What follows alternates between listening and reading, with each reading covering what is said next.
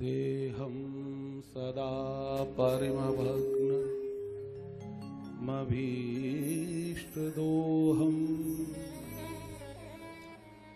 तीर्थास्पदं शिवविरञ्चनुतं शरण्यम् प्रत्यार्तिहन् प्रणतिपालभवाब्धिपोतम् वन्दे महापुरुषते चरणारविन्दम्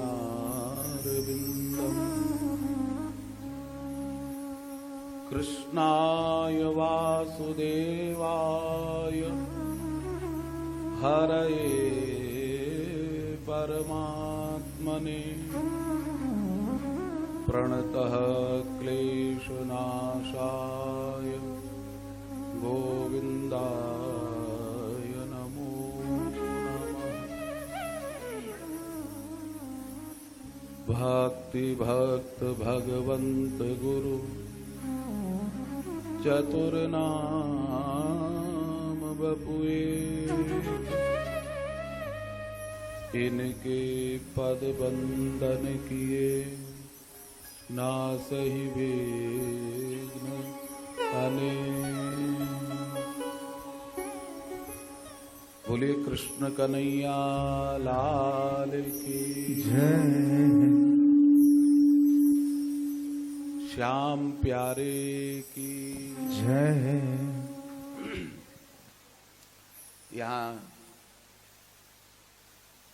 व्यास मंच पर विराजमान व्यास स्वरूप श्रद्धेय श्री पवन गुरु जी, मेरे सन्मुख विराजमान समस्त मातृशक्ति श्रोता वृंद, अब परिचय तो आप सबसे है ही है। ऐसा परिचय कि जिनको हमने बच्चा देखा वो बड़े हो गए, जिनको बड़ा देखा वो बूढ़े हो गए। 36 वर्षों से हैदराबाद आ रहे हैं। आप लोगों का स्नेह प्रेम सबका यहाँ आकर के हमको कभी हैदराबाद में यही नहीं लगा पवन जी कि हम वृंदावन से कहीं बाहर गए। ऐसा लगता है अपने घर से किसी अपनी बुआ के घर, चाची के घर, ताई के घर आए हैं। ये लगता ही नहीं है कि हम किसी जजमान के घर आए हैं, अपने परिवार में ही आए हैं, अपनी बहन के घर आए हैं, किसी अपनी बेटी के घर आए हैं, ऐसा ही प्रतीत होता है। 36 वर्ष से वैसा ही प्रेम अनवरत आप लोगों से प्राप्त होता रहा है। हम तो एक प्रकार से कहे ना तो हैदराबाद के आप सबके ऋणी हैं।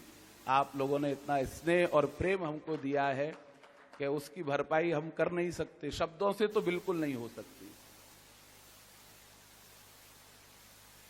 कितने लोग तो अब ठाकुर जी के धाम पधार गए, लेकिन ठाकुर जी की कथा सुनते सुनते ठाकुर जी के धाम जाना इसी के लिए कथा है। कथा का और कोई फल नहीं है। कथा चाहे भागवत की हो, राम कथा हो, श्याम कथा हो, कोई भी कथा हो, कथा का तात्पर्य सांसारिक भोग वस्तुओं की प्राप्ति नहीं है। सांसारिक भोग वस्तुओं की प्राप्ति आपके पुरुषार्थ से होगी।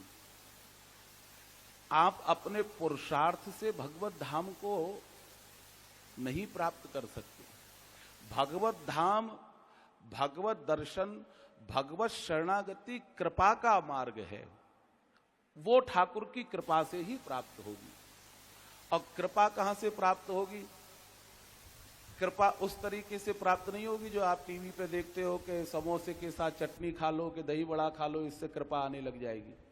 वो आते थे ना एक, इन चीजों से कृपा नहीं आएगी। आ भी रही होगी तो रुक जाएगी। वास्तविकता में भगवत कृपा अगर आपको चाहिए तो भगवत कथा से भगवत कृपा प्राप्त होगी। बिना भगवत कथा के कृपा प्राप्त हो ही नहीं सकती। सत्संग से, और बिना सत्संग के कौन इस भवसागर से पार हुआ है? ठाकुर जी की कथा ही एकमात्र ऐसा सरल साधन है, खासकर इस कलयुग में, क्योंकि अन्य साधनों को करने में हमारे शरीर में सामर्थ्य नहीं है। भले ही हमारे पास पैसा क्यों ना हो, लेकिन शरीर में तो सामर्थ्य चाहिए। अब बड़े बड़े यज्ञ कम हो गए, बैठने वाला नहीं है, अब नीचे तो बैठा नहीं जाता किसी पे, कुर्सी चाहिए। यज्ञ का विधान है यज्ञ वेदी से ऊपर जजमान नहीं बैठना चाहिए, यज्ञ वेदी से नीचे जजमान रहना चाहिए। यज्ञ वेदी क्या है? भगवान नारायण का स्वरूप है, और तुम कुर्सी पे बैठ के स्वाहा स्वाहा कर रहे हो तो नारायण से बड़े तो तुम हो गए। शरीर में सामर्थ्य नहीं है, वो वस्तुएं नहीं है। शुद्ध घी चाहिए, अब घी भी बाजार का कैसा आ रहा है, गाय का घी कहां मिलता है इतना। तो बोले कलयुग में यज्ञ कर नहीं सकते। अर्चन की बात रही, द्वापर में अर्चन के द्वारा भगवान को प्रसन्न किया जाता था। त्रेता में समाधि के द्वारा, सतयुग में यज्ञ के द्वारा, अर्चन में भी अनेक अनेक प्रकार की वस्तुओं का भगवान को निवेदन किया जाता था, जिसको हम सहस्त्रार्चन बोलते हैं। ठाकुर जी की बहुत राजसीय ठाट बाट से भगवान की सेवा का जो प्रकार था, वो करने में भी हम इस युग में बहुत सामर्थ्य नहीं है लोगों की। तो बोले फिर कलयुग के जीव का उद्धार हो कैसे? ना तो हम समाधि लगा सकते हैं, ना योग कर सकते हैं, ना बहुत बड़े यज्ञों का आह्वान कर सकते हैं, ना 2400 घंटे अर्चा कर सकते हैं। तो फिर बोले इस भवसागर से पार कैसे होंगे? बोले एक ही साधन है, कुछ मत करो, खाली जाकर के कथा में बैठ जाओ और तुम स्वयं यज्ञ कुंड बन जाओ, और कथा भगवान की आहुति बन करके तुम्हारे कान में आएगी, उसी से ठाकुर तुम्हारे हृदय में प्रकट हो जाएंगे। ये सबसे सरल और सहज साधन है। तो आप इस साधन को कर रहे हैं। हमारे पवन जी खूब समुद्र कंठ से आपको भगवान की मंगलमयी कथा सुना रहे हैं। तो आप सबका कल्याण हो, आप सब भगवत प्रेमी बने, ठाकुर जी की कृपा आप सभी को निरंतर प्राप्त होती रहे।